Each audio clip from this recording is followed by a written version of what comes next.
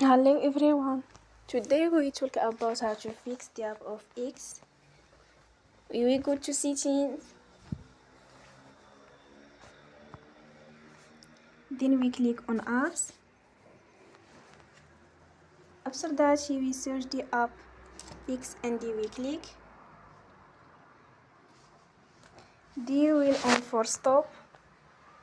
After that we go to storage. Then we click on clear cache. We will go to Play Store.